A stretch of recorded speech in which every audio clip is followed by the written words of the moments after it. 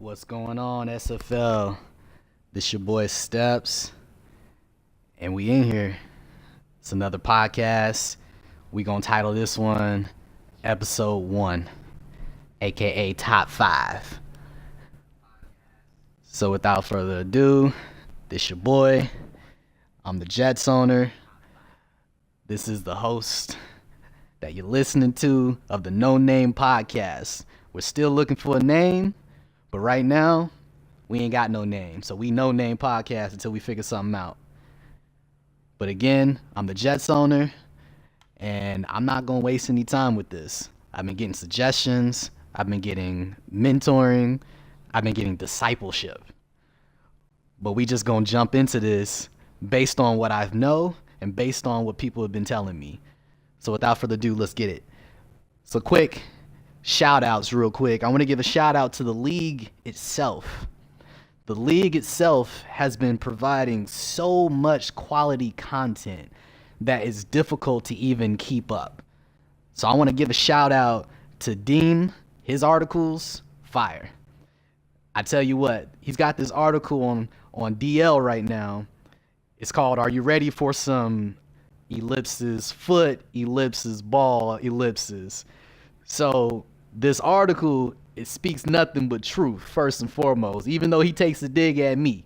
All right, he takes a dig at me and my team and my overall ability. But hey, it's nothing but truth. And I'm reading this article, looking through it. Took a shot at Kale, took a shot at me, took a shot at Gomes and Bryce, Jason, Turk. Look, it's no holds barred. So I just want to give a shout out to Dean for bringing about that type of content where it's unbiased, it's real, straight to the point, and it's something fun and interesting to read and to get into. Shout out to Krim as well, Krim's Corner. Some dope articles there. I know, Krim, you owe us an article before this week advances, or at least after the week advances already. So just know that you owe us, and we looking for it. So overall, I just wanted to give a shout out to the league for the activity because last year, I feel like around this same time, we didn't really receive that much activity. We didn't receive that many people doing articles and wanting to do radio shows and actually providing that type of excess activity to help draw more interest to the league. So special shout out to all of y'all. I thank you guys. I hope you guys keep it up. These podcasts, as long as y'all keep providing me content and providing me feedback and all that, I promise I'm going to keep bringing this to y'all. So also, let me speak on something real quick. So, you know what? This is what I'm going to do. This is on the fly. So I'm going to name this Steps Observations. And each time I do a podcast, I'm going to give a general observation in regards to the league, in regards to the activity, in regards to the gameplay, in regards to the conversation, something. So with this one, I'm going to give y'all an observation about the gameplay. And about the gameplay with this league, with us, is the INTs and running the football. So let's talk about this really quickly, all right? So first and foremost, these INTs are going to be outrageous this year. So let me just scroll over here to the INTs and show y'all something, all right? I'm not even going to show y'all who's got what INT, all right? I'm going to show y'all the quarterbacks who are throwing these INTs. Now, first and foremost, I am one of them. So I can't sit here and act like I'm all good and great and wonderful. But look at these guys. You got Aaron Rodgers, controlled by Bryce. You got Ryan Fitzpatrick, controlled by Ed. Eli Manning, that's Max. Blake Bortles, that's Bando. Drew Brees, that's Julian. 10 interceptions in only 2 games. That's 5 interceptions at the very least a game. That is insane numbers. Just think about this, okay? We're going to count together, okay? You ready? 5, 10, 15, 20, 25, 30, 35, 40, 45, 50, 55, 60, 65, 70, 75, 80. That's at least 80 interceptions that somebody is on pace for. You understand me? This is getting outrageous. I don't think it's a slider issue. I really think that EA did their very best to help tune the gameplay in regards to defensive coverage, because last year, let's keep it honest, defensive coverage was really trash. So this year they said, let's turn it up a notch. So I feel like a lot of people have not been able to adjust to actually throwing in coverage and throwing the football more than 5-10 yards down the field. I'm guilty. I need to learn this too. And a lot of people are not really familiar with X's and O's on the offensive standpoint of, this route tackles this coverage and that route tackles this coverage, and to defeat this defense, this alignment, you need to have this happen or these kind of things happen, and the quarterback only has so much time until the football needs to come out of his hands, and all these things, they add up to having an efficient passing offense. And a lot of these owners, they have relied on gimmicks, they've relied on tricks, they've relied on so many non-sim type of activity that now is coming back to bite them in the face. Now, I'm not pointing fingers. I'm not saying names. I'm not even speaking on who I feel like is a part of that crowd. All I'm saying is this. You got people on pace for 80. All right? And that's it. That's all I'm going to say. You got people on pace for 80. Fix it. Next thing I want to talk about is the running. So, this is me speaking to help you all out, as well as to just kind of speak it into my own mind. Because I've realized that my passing game is a part of that crowd of being kind of trash right now. I mean, I had 99 passing yards, 9 for 22 on completions, and I had 2 interceptions. All right, no touchdowns. So my passing's kind of trash right now. So let me speak this into you guys' minds. So Dean brought up a wonderful point, and I'm literally just going to quote it verbatim. All right. Now, I'm not going to curse because I'm not a cursor. I don't do that. But I'm just going to read what it says. It says, running the ball successfully is hard. Effing do it anyway. Do it anyway. Run that football. Perfect example. I saw Krim in his game with the Bears. He had 24 carries for 24 yards and 2 touchdowns. Now look, that's a horrible, horrible run average. But at the same token, he ran the football anyways. He kept the defense honest. And I tell you what, when I was playing Gomes, and this is no knock on you, Gomes, just speaking it out. When I was playing Gomes, I realized that his run game wasn't working, and so he started to abandon it. And then when he abandoned it, I just sat back in coverage, and I played the zones I know I needed to play. I ended up getting 7 interceptions and 3 returned for a touchdown. Some of the better teams in the league I've seen so far have successful run games. So what Deem says is true. What people have been saying in the chat is true.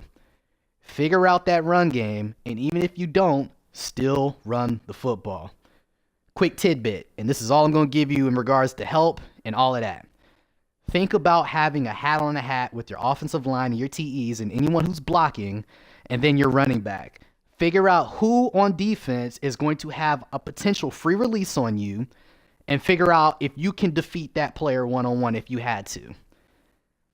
All right? So if you got 4 or 5 in the box, and you got 6 blockers, you need to run the football, and you need to figure out where that extra block is going to go, who's going to get tackled next, who could potentially come at you. All right, so I realized all of this when I was playing Gomes, second half. Run game ended up becoming so much better. My average went up to 4.8. It was a night and day. It was like a light switch just went off. So I say all this to help you guys out. And I say all this because I don't want to see these high interception numbers, these low rushing averages, these terrible touchdown interception ratios. I don't want to see any of this. I mean, I'm guilty at the moment, but I definitely do not want to see any of this at all. So, we'll call that Steps observation. You know what? I like that. We're going to keep that. We're going to keep that one. Yeah, so we're going to run through Steps observations every single podcast. Every time I give y'all this heat, this flavor, Y'all gonna catch these observations, and y'all may hate me, y'all may love me, but regardless, you gonna listen. You dig? So next, I want to talk about these standings real quick. Just a real quick run through.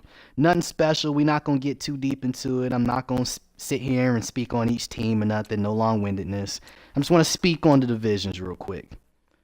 So let's start with the AFC North. So first we got the Browns in first place. We got the Bengals in first place. The Steelers are 0-1, and I'm hearing they're getting their faces kicked in right now by the Chiefs. So they're about to be 0-2. We got Goins at 0-2. Next, we got the AFC South. We got Chan at 1-0. He has a game later tonight. We got the Colts at 2-0. Not surprised at all. Jaguars at 1-1. Titans at 0-1. Titans play Texans tonight. Should be a big game. Suggest everybody tune in. AFC East, 1-1s all across the board. LB, Gomes, Jets, that's me, and Austin with the Patriots. So with this, I believe that puts me technically in first place since I'm the only one with a divisional win. And I believe that puts Gomes in last since he has no divisional wins. He has a divisional loss. AFC West. Well, Cody's about to be 2-0. So, Cody's about to be tops in this division right now. Next, got Chargers and Mike. And it looks like we're going to have the Raiders in third place. And then after that, we have the Broncos and Turk. NFC North, we got the Bears on top. Next up, well, actually, I think next up is going to be the Lions because the Spawn has not been around. So I believe the Lions are going to end up being second place or first place in this division. The Vikings will be third, and then the Packers will be last. So that's Jason and Bryce right there. Next up, we got the NFC South. 1-1s across the board. To me, it's the most shocking division right now. I expect the Q to be 2-0. And maybe somebody else 2-0, everybody else 0-2, but I did not expect to see 1-1 across the board and to see the Falcons sitting at the bottom. And that's Q right there at the bottom. We got the Saints, that's Julian. We got Panthers, that's Rob. Surprisingly, we got Ed, who's the Buccaneers. Next, we got the NFC East. We got Bird on top 2-0. His team, really solid across the board, offense and defense. Y'all need to keep watching out for Bird. He could be a Super Bowl contender this year, season 1, winning the championship with that roster. Next is the Cowboys at 1-1. Then we got the Redskins at 0-2, and also the Giants at 0-2. So that's Max with the Giants, AC with the Redskins, Zach with the Cowboys, and like I said, that's Bird right there with the Eagles. So lastly, we're going to talk about the NFC West. NFC West, we got Krim and the Rams on top. Next, we're going to have Ark and the Cardinals, probably sitting in second or third place, followed by Matt at 1-1. And then we got Spawn at 0-2, and we're not really sure where Spawn is right now, so it's very likely that this 0 and whatever is going to continue. So that's it for the standings. So I told you guys a few days ago that I was going to run through a couple of things in regards to my top 5. All right, so with this top 5, I'm speaking on not just overall wise or stat wise. I'm speaking on specifically game changers, players that have been out here doing the thing. Their owners know how to use these players, and they're just out there dominating on their own or through user ability or something of the sort. So my top 5, no explanations again. What I'm going to do, I'm just going to speak on it. All right. So I broke this up. The way I broke this up is, first of all, I'm going to be honest with you. I don't care about tight ends. All right. I mean, I care about their responsibilities. I care about how well they play. And when you do have to rely on them, they're awesome. They're great. But there's probably only one real game breaking tight end, and that's Gronk. And after that, there's nobody else. So I'm not really, I mean, Travis Kelce, you could throw him in there too. But I'm not really looking at TE as being game changing to the extent of like, okay, this player is going to throw up potentially 2,000 yards or something. I mean, I don't see Gronk doing that. It's potential, but I don't see it. So this is going to be a list specifically about the main game changers: quarterback, halfback, wide receiver, pass rusher. So I didn't take outside linebackers that are pass rush specialists and defensive ends, defensive tackles, and separate them. I put them all together. But what I did do is I took 3 down linebackers and I put them separate.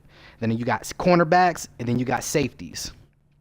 So without further ado, let's talk about it. Quarterbacks. Number 5, because we're going to go from 5 to 1. Number 5 is Tom Brady. And that is Austin with the Patriots. Next up, number 4, Andrew Luck. And that's Dean in the Colts. Next up after that, number 3, where is he? Baker Mayfield. And that's B with the Browns. Next up after that, number 2, Deshaun Watson. And that's Chan with the Texans. And then last but not least, who you all probably should have known already, Matt Ryan with the Atlanta Falcons, and that's Q in them. All right, so that's quarterbacks. Running backs. First up on running back list, it's going to be number 5. And this might take me a little second to find. Hold on. Because at first, I was looking at just usability. I was watching some games, and I was like, hold on, man. This guy here, he might end up being a problem this season. Hold on, where is he? There he is. Nyheim Hines. And I hope and pray I'm pronouncing that right. So Deem with the Indianapolis Colts, Nyheim Hines has been out there wilding, rookie.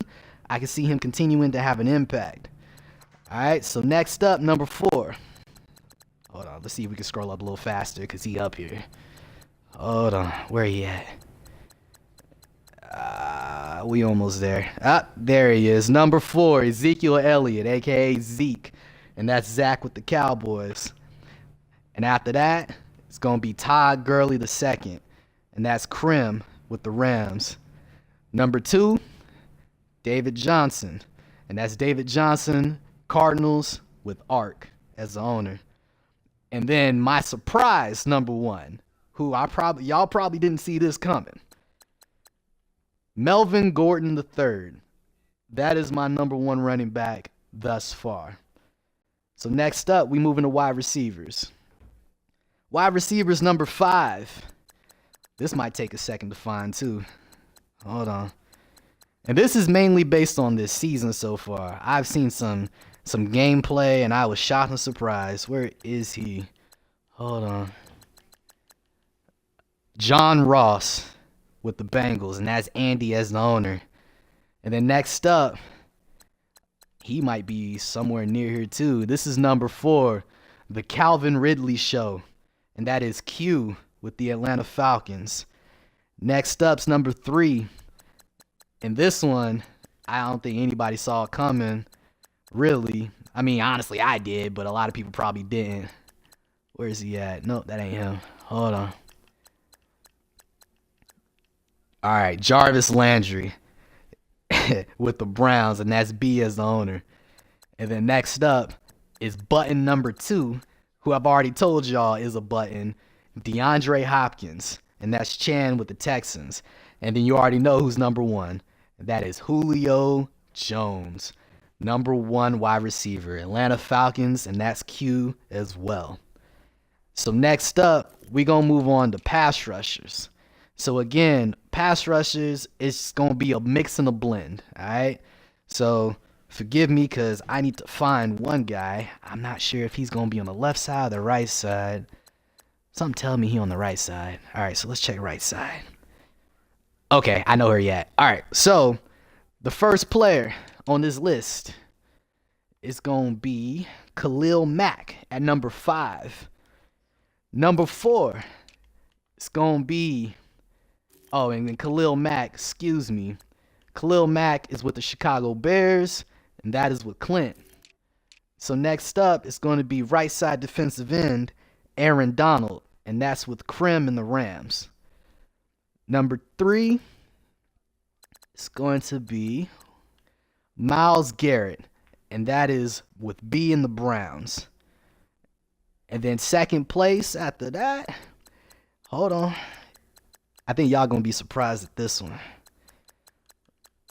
But I'm not just going to not regard him. Where he at?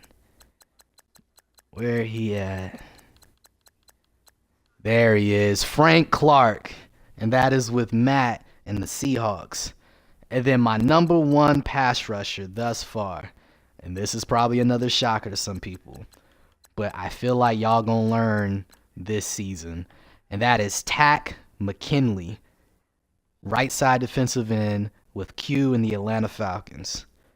So we got two more categories. So next up is going to be linebackers. So I'm thinking just primary 3-down linebackers, not pass rushing linebackers. I wanted to make that very distinct distinction.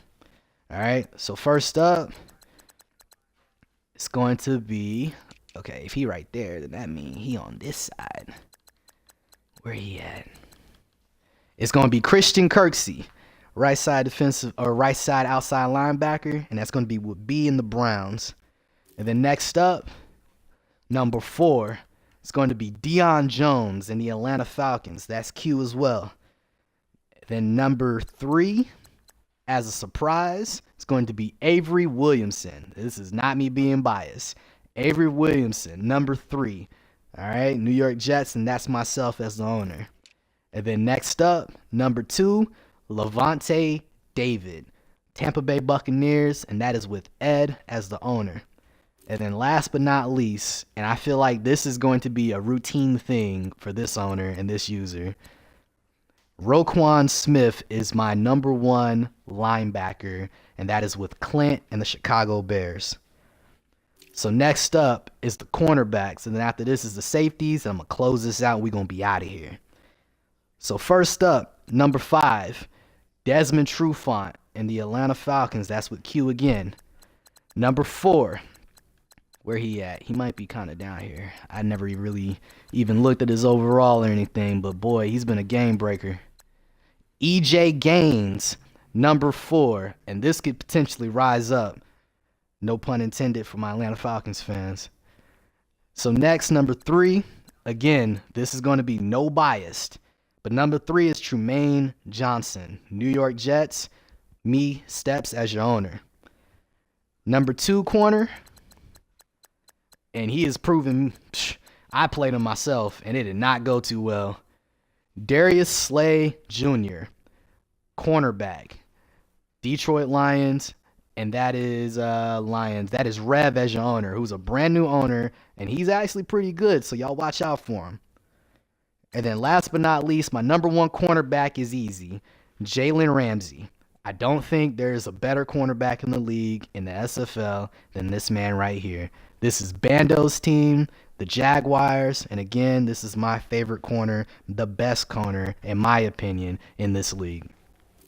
So last but not least, we're moving on to safeties. So first, we're going to start off with number 5 for safeties.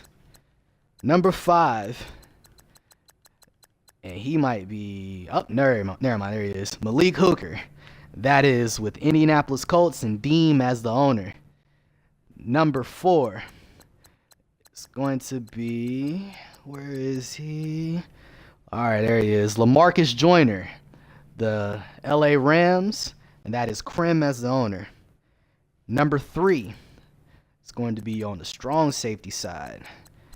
And I can see him progressing real nicely and being in the game and just shining real quick. That's going to be Derwin James of the LA Chargers, and that is Mike as the owner. And then number 2, as a shocking surprise, Harrison Smith, and that is with Jason's team, the Vikings. And again, this is my number 2. I know that's a shock, but y'all gonna probably hate me for this number 1, but y'all gonna, look, I'm not gonna defend myself. I'm just gonna say it, all right? So number 1 is Jamal Adams, all right? And that's just my number 1. I can't speak on nothing else. It's my team, the Jets, and this is my podcast. So hey, if you got a problem, hit me up in the comments, shoot me a little message. We can talk about it, discuss this, whatever. But anywho, that's it. That's all I got. 24 minutes. I'll take it. I'll take 24 minutes over the last 41 minutes I did last time. Anywho, this your boy Steps, New York Jets owner. This is the No Name Podcast until we get a name podcast. And I holla at y'all. I'm out.